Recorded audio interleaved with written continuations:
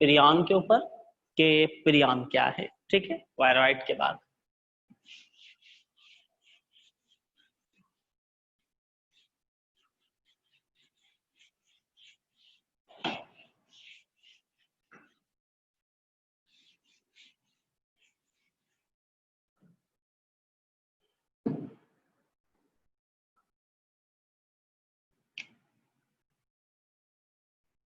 पिरियंस basically देखें, prion क्या है? Prion is a infectious protein. Prion क्या है? Prion is a infectious protein cause many brain degenerative disease. क्या कॉज करती है? Many brain degenerative disease.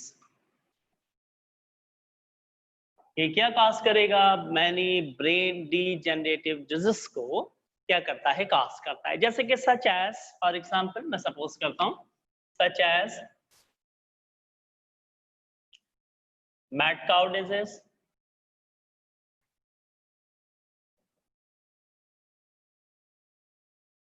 And scalpel in sheeps वगैरह के अंदर, ठीक है। तो अब देखिए पिरियन के, अगर हम डिटेल के अंदर जाएं थोड़ा सा कि इसको प्रोटीन, इन्फेक्शियस प्रोटीन क्यों कहा जाता है। देखिए according to one hypothesis, according to one hypothesis,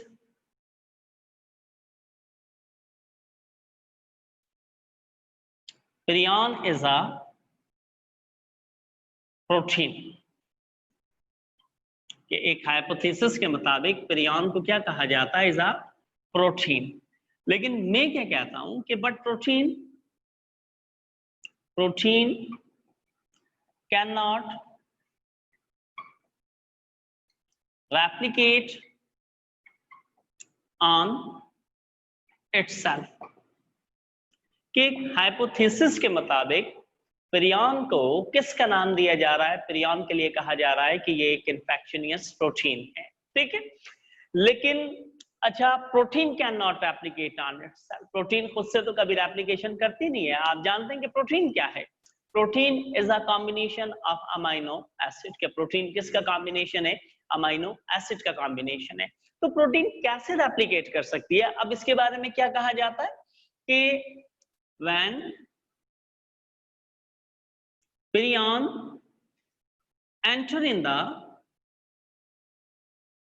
brain cell, it change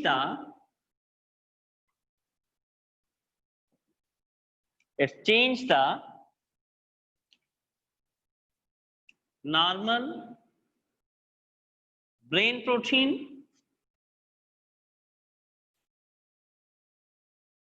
into पिरियन। देखिए दो हाइपोथेसिस हैं। एक ये है कि when it enter in the brain cell, और दूसरा ये कहा जाता है कि it is present in the brain cell. अब तक हमें ये कॉन्सेप्ट भी क्लियर नहीं हुआ कि पिरियन पहले से ब्रेन सेल में मौजूद है या फिर ये एंटर होता है ब्रेन सेल के अंदर। और ब्रेन सेल के पास क्या मौजूद है? आपके पास नॉर्मल प्रोटीन मौजूद है। ये क्या करता है कि उस नॉर्मल प्रोटीन को किसके अंदर कन्वर्ट कर देता है? पिरियन प्रोटीन के अंदर कन्वर्ट कर देता है।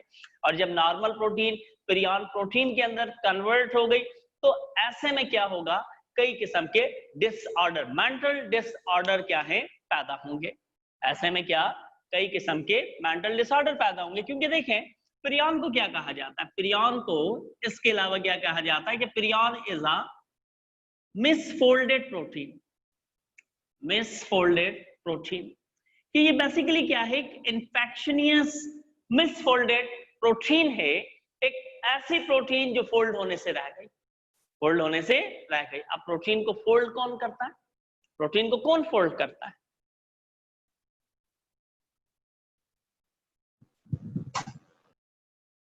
गॉल्गी बॉडीज, ठीक है।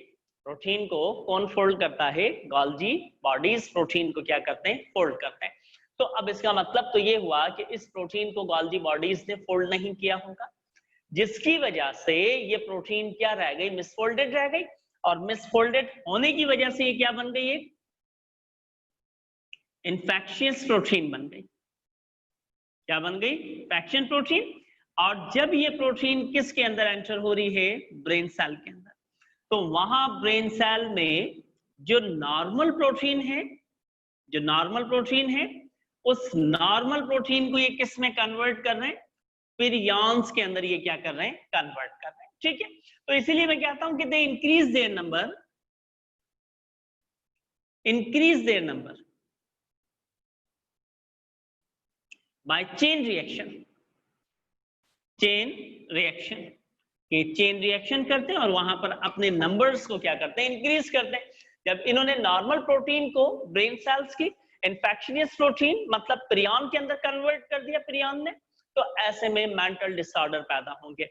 लेकिन इसकी अब तक एक्चुअल पोजीशन क्या है? हाउ प्रोटीन कैन रेप्लिकेट, ये एक हाइपोथेसिस है।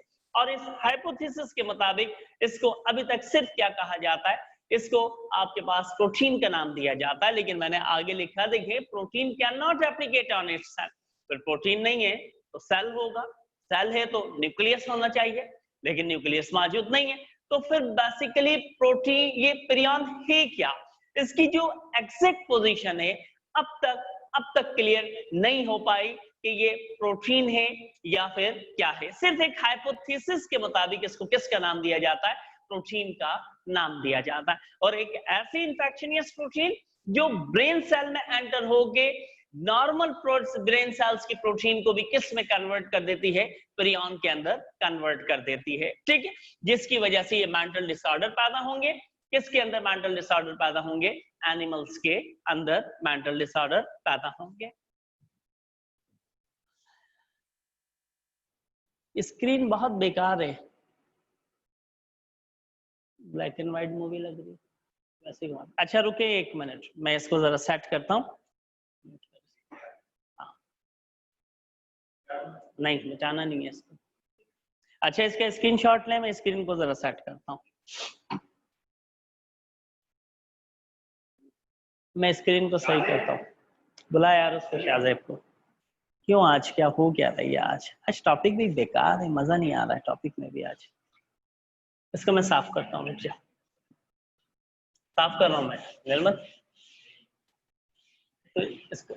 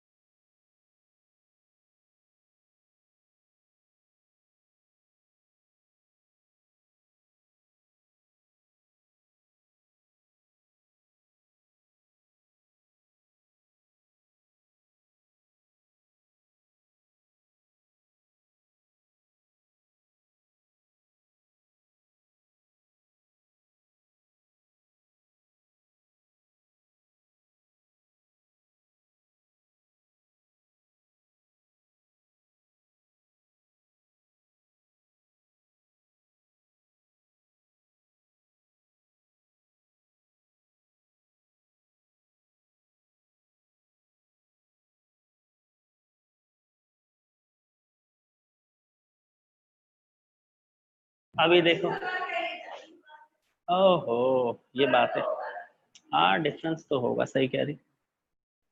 अब देखो स्क्रीन को, अब आ रही है क्लियर स्क्रीन? देखें, बताएं। अब स्क्रीन क्लियर है? एकदम बेहतरीन। ठीक है, थोड़ा सा इसके अंदर चेंजिंग किया है, तो इसको कैमरे को पीछे कर, थोड़ा सा कैमरा पीछे कर। बस कुछ ज्यादा पीछे हो गया, बस कुछ, हाँ बोर्ड पे भी लिखना है, तो इधर से आपने घुमाया ना, थोड़ा सा और, बस सही है, ठीक है। चलें जी, प्रियॉन का आपको पता चल गया कि प्रियॉन बेसिकली है क्या चीज, ठीक है। प्रियॉन एक infectious protein according to one hypothesis, एक हाइपोथेसिस के मुताबिक हम प्रियॉन को इन्फेक्शनियस प्रोटीन का नाम देते हैं। लेकिन याद रखिएगा बेटा, इसकी एग्जैक्ट सिचुएशन क्या है, एग्जैक्ट पोजीशन क्या है, हम नहीं जानते। May be possible in future में जाकर के प्रियॉन की एग्जैक्ट पोजीशन या एग्जैक्ट सिचुएशन आपके सामने क्या हो जाए, क्लियर हो जाए। क्योंकि देखें, अगर ये प्रोटीन है तो प्रोटीन के पास तो ये कैपेबिलिटी नहीं है, प्रोटीन के पास तो ये कैपेबिलिटी नहीं है ना कि प्रोटीन यानी कि रेप्लिकेशन करे और रेप्लिकेशन करके नॉर्मल प्रोटीन को अपने जैसा बना दे। ये प्रोटीन की कैपेबिलिटी नहीं है। रेप्लिकेशन सिर्फ और सिर्फ सेल के अंदर मौजूद जेनेटिकल मटेरियल करता है, ठीक है ना। तो इसीलिए मैं कह रहा हूं कि एक हाइपोथेसिस है, उस हाइपोथेसिस के मुताबिक इसको हम प्रोटीन का नाम दे रहे हैं। बेसिकली प्रोटीन है क्या है, वी डोंट नो, हम इसके बारे में अब तक नहीं जानते कुछ, ठीक है। तो प्रियॉन भी क्लियर है। प्रियॉन के बाद अब क्लासिफिकेशन है हमारे पास, किसकी क्लासिफिकेशन है, वायरस की क्लासिफिकेशन। देखिए, previously virus are classify on the basis of their shape, के पास्ट के अंदर वायरॉइड के जेनेटिकल मटेरियल, वायरॉइड का जेनेटिकल मटेरियल कहाँ होता है, वायरॉइड का बेटा मैंने बताया ना, वायरॉइड के पास कैप्सिड नहीं है, उसके पास प्रोटीन होगी लेकिन नेकेड प्रोटीन होगी जो कि कैप्सिड नहीं है, कोई दूसरी प्रोटीन उसके पास होती है उसके पास, ठीक है ना। इस तरीके से उसका जेनेटिकल मटेरियल वहां पर क्या होता है, प्रेजेंट होता है। अच्छा, अब उसके बाद देखिए, previously viruses are classify on the basis of shape, shape की बेसिस पे क्लासिफाई किया गया था। कुछ राउंडेड वायरस थे, कुछ रॉड शेप वायरस थे, कुछ आपके पास जो है पॉलीहेड्रल टाइप वायरस थे, कुछ टेडपॉल लाइक वायरस थे, कुछ आइकोसेड्रल वायरस थे, कुछ हेलिकल थे, कुछ आइसोमेट्रिक थे। But according to modern biology viruses are classify, लेकिन मॉडर्न बायोलॉजी के अंदर हम वायरसेस को क्लासिफाई करते हैं on the basis of their genetical material, के वायरस को किस तरीके से जेनेटिकल मटेरियल की बेसिस पे क्लासिफाई किया गया। तो अब देखिए, वायरस की ये क्लासिफिकेशन है। वायरस की क्लासिफिकेशन में सबसे पहले आपके पास क्या है, यानी कि हम इनकी क्लासिफिकेशन में देखते हैं कि सबसे पहले आपके पास जो फर्स्ट क्लासिफिकेशन है, unenvelope plus standard RNA virus. क्या है, नंबर 1 अनएनवेलप प्लस स्टैंडर्ड, ठीक है, आरएनए वायरस, ठीक है। फर्स्ट क्लासिफिकेशन कि आपके पास क्या है, अनएनवेलप यानी कि अनएनवेलप प्लस स्टैंडर्ड आरएनए वायरस, जिनको पोलियो वायरस या फिर किसका नाम दिया जाता है, राइनो वायरस का नाम दिया जाता है। इसको पोलियो या फिर राइनो वायरस का नाम भी दिया जाता है। अच्छा देखिए, अनएनवेलप तो आपको पता है कि these viruses does not contain, अब बोल को तक के पास करो, हेलो ग्रे आओ, सॉरी, कि ये जो वायरसेस हैं ये एनवेलप को कंटेन नहीं करते, इनके पास एनवेलप नहीं होगी। अच्छा, ये तो आपको पता चल गया कि अनएनवेलप क्यों कहा जा रहा है। प्लस स्ट्रैंड क्यों कहा जाता है, देखिए प्लस स्ट्रैंड वायरस क्यों कहा जाता है इनको। देखिए, प्लस स्ट्रैंड इसलिए कहा जाता है कि ये क्या करते हैं, डायरेक्टली अटैक ऑन द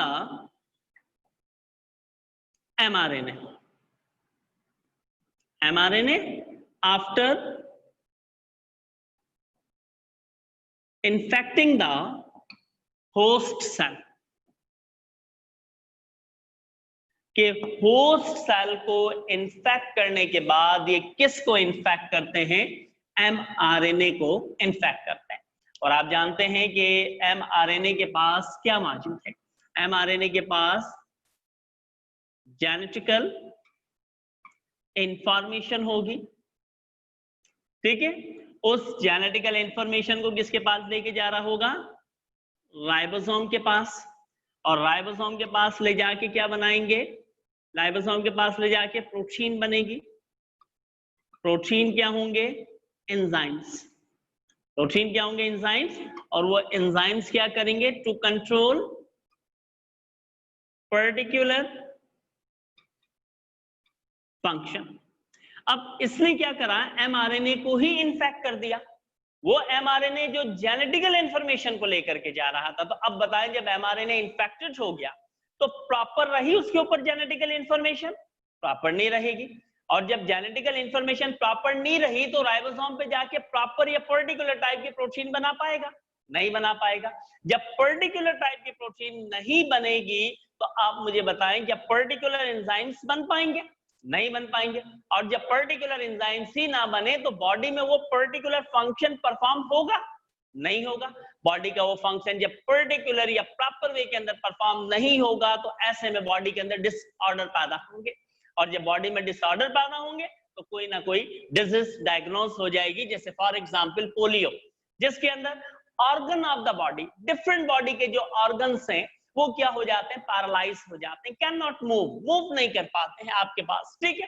तो अब देखिए यहाँ पर देखें कि इसने किस तरीके से इन्फेक्ट किया, तो इसलिए इसको हम किसका नाम देते हैं, प्लस स्टैंडर्ड वायरस का नाम देते हैं। और प्लस स्टैंडर्ड वायरस एक ऐसा वायरस है जो कि होस्ट सेल को इन्फेक्ट करने के बाद अटैक करता है एमआरएनए के ऊपर, उस एमआरएनए के ऊपर जिसके पास जेनेटिकल इंफॉर्मेशन मौजूद होती है। और जब जेनेटिकल इंफॉर्मेशन डैमेज हो गई तो पर्टिकुलर प्रोटीन, एंजाइम्स और पर्टिकुलर फंक्शन कंट्रोल नहीं होंगे, तो ऐसे में डिसऑर्डर पैदा हो जाएंगे। तो स्टैट clear, unenvelope plus standard RNA viruses, ये तो unenvelope plus standard RNA viruses थे। अच्छा, उसके बाद ये वायरसेस क्या करते हैं, ये डिफरेंट किस्म के प्लांट्स, एनिमल्स में डिजीज कॉज करेंगे। पोलियो है, कोल्ड वगैरह, किसके अंदर, ह्यूमन बींग्स के अंदर। मैं इन पे वर्बली डिस्कस करूंगा क्योंकि इससे अलावा मैं इनके बारे में कई दफा बता चुका हूं। अच्छा, उसके बाद अब क्या है, ये अनएनवेलप था। सेकंड है envelope plus standard RNA virus. चलिए इसको साफ करते हैं, इसको साफ करते हैं।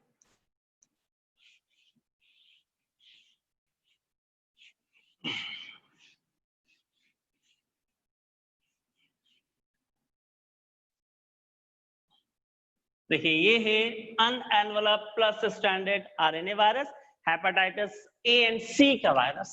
ये किसका होगा, मार्कर, चलो, हेपेटाइटिस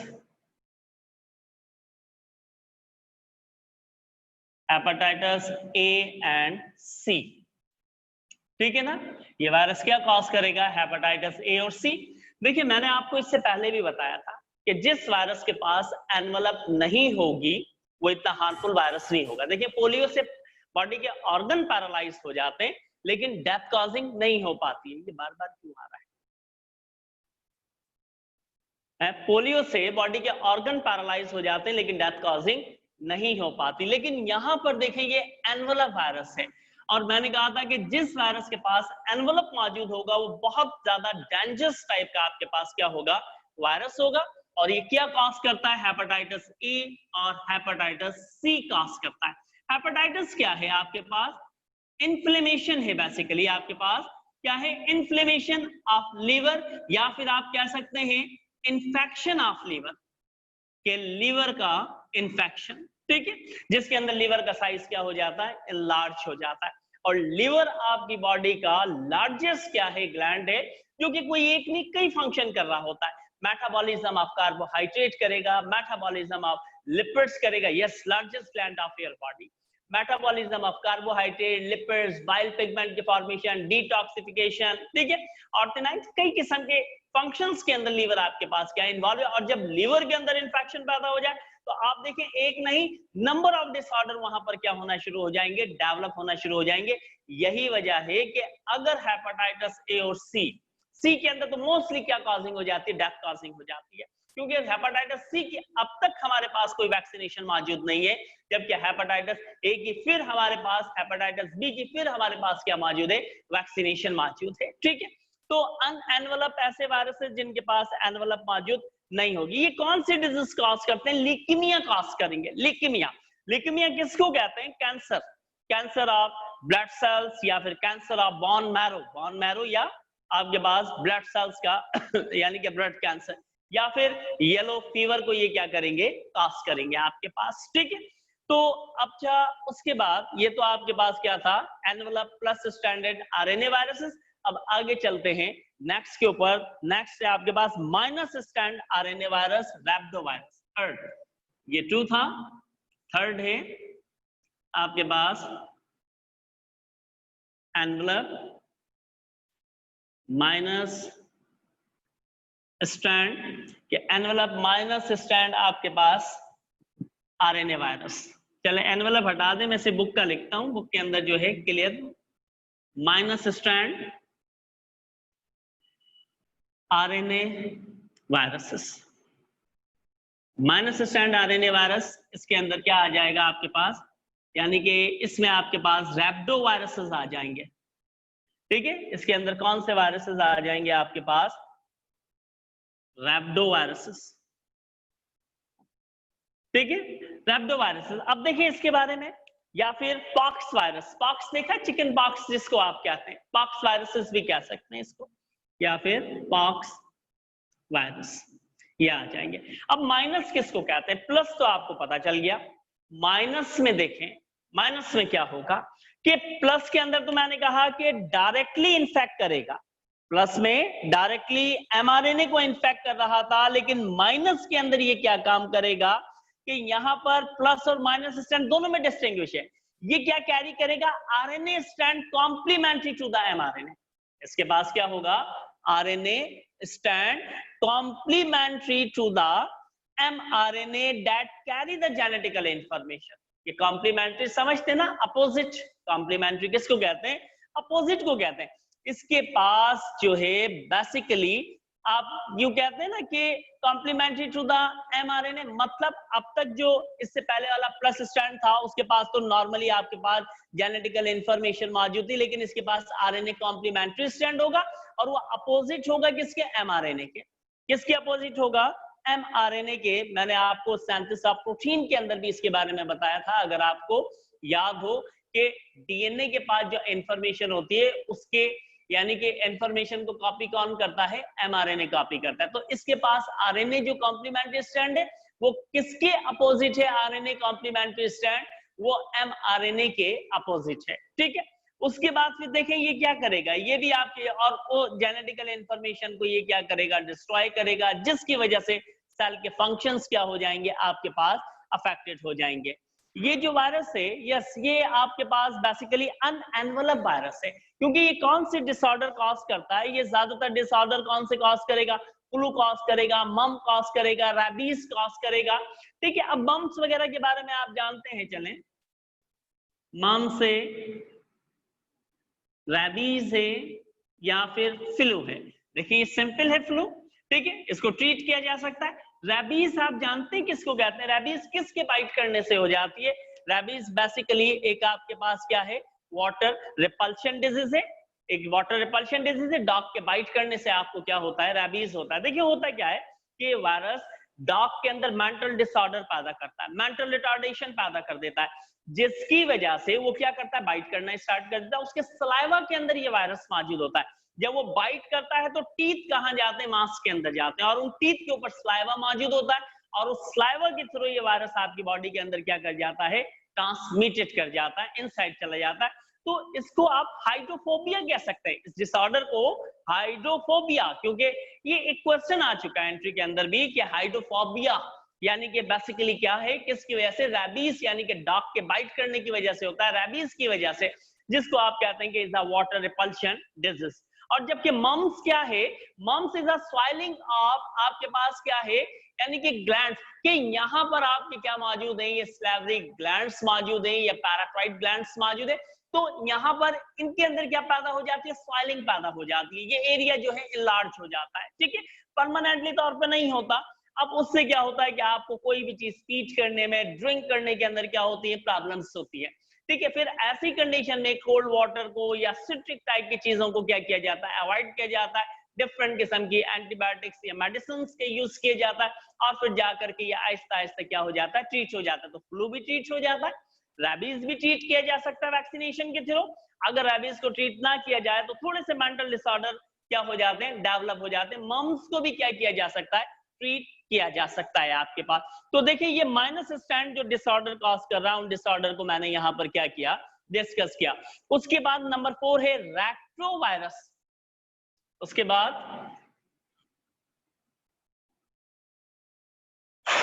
गर्मी टाइट है आज।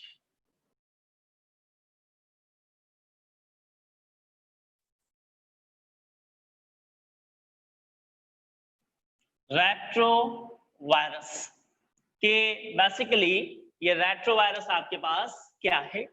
अब देखिए रेट्रोवायरस भी क्या है, रेप्लिकेशन करेगा होस्ट के अंदर, enzyme reverse transcriptase to produce DNA from RNA genome.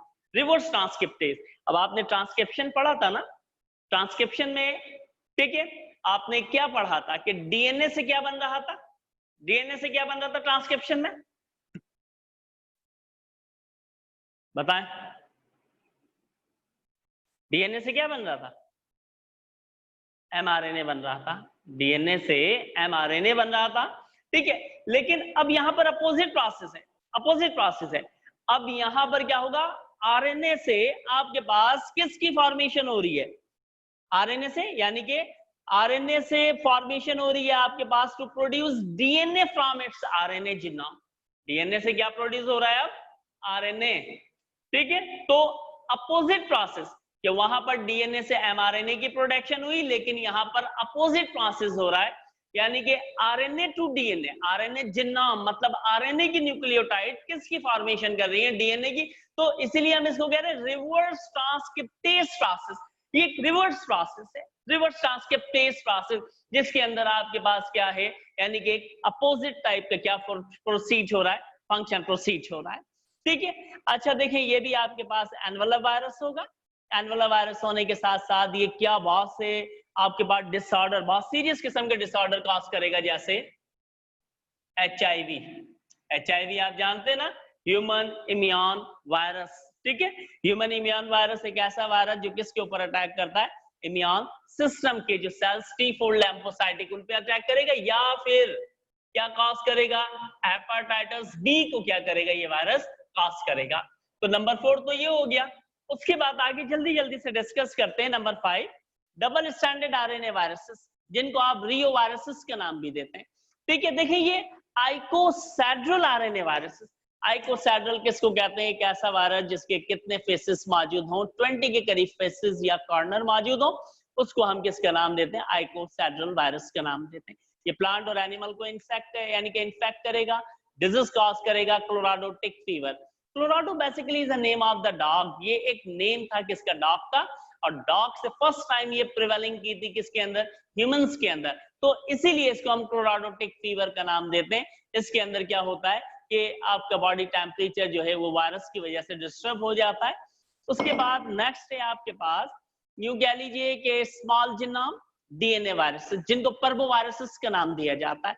देखिए अब ये स्मॉल जीनोम या पर्वो वायरसेस बेसिकली क्या है, ये इनके अंदर देखें दो किस्म के, स्मॉल भी जीनोम यानी कि नंबर ऑफ जीन्स क्या होंगे, बहुत कम होंगे इनके पास, और ये वायरस सिंगल स्टैंडर्ड भी हो सकते हैं, डबल स्टैंडर्ड भी हो सकते हैं, ठीक है। ये इन्फेक्ट करेंगे एनिमल्स को, इनके अंदर वायरल हेपेटाइटिस या words in human being, words किसको कहते हैं, स्किन डिजीज को वर्ड्स का नाम दिया जाता है, स्किन डिजीज, जिसके अंदर क्या होता है आपकी स्किन ब्रेक होना शुरू हो जाती है, फटना या टूटना शुरू हो जाती है स्किन।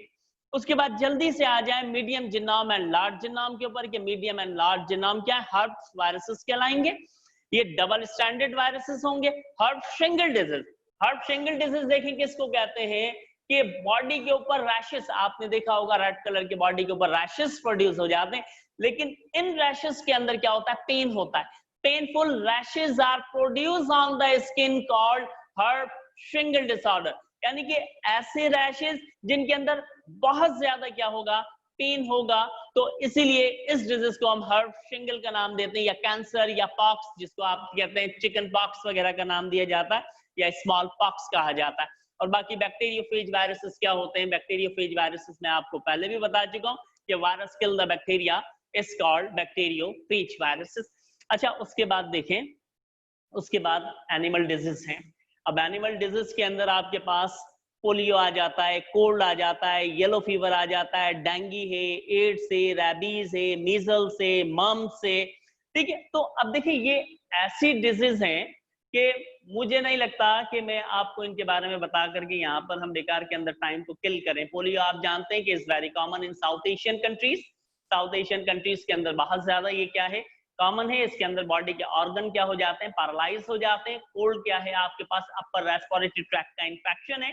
200 के करीब ऐसे कोल्ड्स हैं जो किसकी वजह से कॉजेज होते हैं, वायरसेस की वजह से। रैबीज मैंने अभी आपको बताया, हेपेटाइटिस ए बी सी क्या है, इन्फ्लेमेशन ऑफ लिवर है जिसके अंदर लिवर का साइज एनलार्ज हो जाता है। एचआईवी क्या है, ह्यूमन इम्यून वायरस, क्या कॉज करता है, एड्स कॉज करता है जिसको एक्वायर्ड इम्यून डेफिशिएंसी सिंड्रोम का नाम देते हैं। मम्स मैं आपको बता चुका हूं कि स्लैवरी ग्लैंड्स का या आपके पास पैराक्राइड ग्लैंड्स का क्या है, इन्फेक्शन है।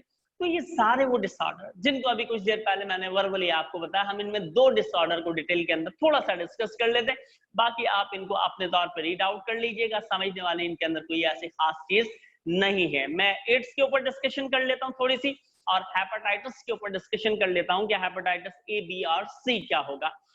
देखिए एड्स क्या है, एड्स जो कॉज करता है वो कौन करते हैं, यानी कि एक वायरस, उस वायरस को आप किसका नाम दे रहे हैं, HIV का नाम दे रहे हैं। HIV मैंने अभी आपको बताया कि ह्यूमन इम्यून वायरस। ये क्या काम करता है कि आपका जो इम्यून सिस्टम है, जो कि लिम्फेटिक सिस्टम है, वो लिम्फेटिक सिस्टम किससे बना हुआ है, T4 lymphocytic सेल से। और T4 lymphocytic सेल वो सेल हैं जो आपके इम्यून सिस्टम को क्या करते हैं, डेवलप करते हैं। उस इम्यून सिस्टम को हम लिम्फेटिक सिस्टम का नाम देते हैं। तो ये वायरस जाकर के क्या करता है, उन इम्यून सिस्टम के T4 lymphocytic सेल को डिस्ट्रॉय करता है। जब लिम्फेटिक सिस्टम के सेल T4 lymphocytic जो इम्यून सिस्टम बना रहे वो डैमेज हो गए, तो ऑटोमेटिकली आप देखेंगे कि आपका इम्यून सिस्टम डैमेज हो जाएगा, लिम्फेटिक सिस्टम डैमेज हो जाएगा, और अगर आपकी इम्यूनिटी खत्म हुई तो आप समझ जाएं अभी से आपके पास बचा क्या, ठीक है। अच्छा, इस वायरस की ट्रांसमिशन कैसे होती है, इस वायरस की जो 90% ट्रांसमिशन है वो due to the sexual contact. Sexual contact की वजह से ये वायरस आपकी बॉडी के अंदर क्या करता है, ट्रांसमिटेड करता है। वो सेक्सुअल कांटेक्ट होमोजाइगस हो या फिर हेटेरोजाइगस, होमोसेक्सुअल या हेटेरोसेक्सुअल। होमोसेक्सुअल किसको कहा जाता है, सिमिलर यानी कि पर्सन के साथ सेक्स किया जाए, या फिर हेटेरोसेक्सुअल डिफरेंट के साथ सेक्स किया जाए, जैसे मेल एंड फीमेल। आपके पास मेल एंड फीमेल क्या कहलाएगा, हेटेरोसेक्सुअल। मेल और मेल या फीमेल और फीमेल आपस के अंदर यानी कि अगर सेक्सुअल इंटरकोर्स करते हैं या सेक्सुअल कांटेक्ट करते हैं तो उसको आप होमोसेक्सुअल कंडीशन कहा जाता है। अफ्रीकन कंट्रीज के अंदर ये होमोसेक्सुअल कंडीशन बहुत ज्यादा होती है। अच्छा, ये एक सीरम टाइप के डिजीज है। देखिए क्या होता है कि अगर क्या हो कि एक इन्फेक्टेड मेल अगर किसी फीमेल के साथ में सेक्सुअल कांटेक्ट करता है तो ड्यूरिंग सेक्सुअल कांटेक्ट क्या होता है, इस डिसऑर्डर को ट्रांसफर कर देता है। या कोई फीमेल आपके पास क्या है, इन्फेक्टेड है, मेल नॉर्मल है, उसके साथ सेक्सुअल कांटेक्ट करता है, तो ऐसे में ये वायरस क्या हो जाता है, ट्रांसमिशन हो जाता है। ये सीरम हेपेटाइटिस, सीरम वायरस है आपके पास, ड्रॉपलेट वायरस है एक तरीके से। क्यों, उस वक्त तक आपकी बॉडी में ट्रांसफ्यूजन नहीं करेगा जब तक के ड्रॉप की कंडीशन में, जैसे सपोज करें कि ड्यूरिंग सेक्सुअल कांटेक्ट आप जानते हैं कि ऐसे में स्पर्म्स रिलीज होते हैं, पेनिस को वजाइना के इनसाइड किया जाता है और स्पर्म रिलीज होते हैं। तो अब अगर मेल को था तो उस स्पर्म के थ्रू वजाइना में फीमेल तक पहुंच गया, और अगर फीमेल को था तो वजाइना की लुब्रिकेशन के थ्रू मेल के पेनिस के थ्रू क्या होगा, उस मेल के अंदर ट्रांसफॉर्मेशन कर जाएगा। और अगर होमोसेक्सुअल कंडीशन की जा रही है मेल मेल के दरमियान में, तो एनल इंसर्शन के थ्रू, एनल इंसर्शन के थ्रू या फेसिस के थ्रू ये वायरस क्या हो जाएगा, बॉडी के अंदर ट्रांसमिटेड हो जाएगा। कंटामिनेटेड ऑब्जेक्ट को यूज किया जाता है और डिफरेंट किस्म के मार्केट्स के अंदर कंटामिनेटेड ऑब्जेक्ट्स अवेलेबल हैं जिनको यूज किया जाता है। देखिए यही वजह है कि यूरोपियन कंट्रीज के अंदर या फिर साउथ एशिया में इंडियन या श्रीलंका कंट्री जो है, यहाँ पर ये वायरस बहुत ज्यादा है, क्योंकि यहाँ पे बाकायदा एक प्रोस्टिट्यूशन किया जाता है, इस किस्म के काम किए जाते हैं। और इसका जो दूसरा बड़ा कॉज है वो ट्रांसफ्यूजन ऑफ ब्लड है। ट्रांसफ्यूजन ऑफ ब्लड, अगर किसी अफेक्टेड पर्सन का ब्लड आपकी बॉडी में विदाउट एनी टेस्ट यानी कि ट्रांसफर कर दिया जाए तो ये वायरस क्या हो सकता है, आपकी बॉडी में ट्रांसमिशन कर सकता है। और तीसरा बड़ा इसका कॉज क्या है, अनस्टेरिलाइज्ड निडल को यूज करना। अनस्टेरिलाइज्ड निडल मतलब डिस्पोजेबल। अब देखें पास्ट के अंदर क्या किया जाता था कि जब इंजेक्शन दिया जाता था उसके अंदर निडल मौजूद होती है, जैसे एक पर्सन को दिया फिर उसको बॉइल वाटर में डिप किया और फिर वो दूसरे पर्सन को दे दिया गया। अब अगर उस पर्सन के अंदर HIV का कोई इंफेक्शन था या कोई कैंसर का इंफेक्शन था, कोई ट्यूमर का इंफेक्शन था, वो निडल उसकी बॉडी के अंदर गई और उसी से किसी दूसरे को दे दिया गया, बज़ाहिर तो वो निडल क्लियर नजर आती है, लेकिन उसके ऊपर वायरल इंफेक्शन मौजूद होता है और जब दूसरे के अंदर ट्रांसमिटेड किया जाता है तो ये वायरस इस तरीके से ट्रांसमिशन कर जाता है। या फिर ओपन वाउंड से मुराद क्या, अगर जख्म आपकी बॉडी का कोई खुला हुआ जख्म है और किसी इंफेक्टेड पर्सन का ओपन वाउंड है, दोनों ओपन वाउंड आपस के अंदर क्या कर गए, टच कर गए, तो ये वायरस आपकी बॉडी में क्या कर सकता है, ट्रांसफर हो सकता है। या फिर इंटरवेनस ड्रग्स मैंने अभी बताया कि एक इंजेक्शन के थ्रू दूसरे को इंजेक्शन दे देना उसी निडल के थ्रू।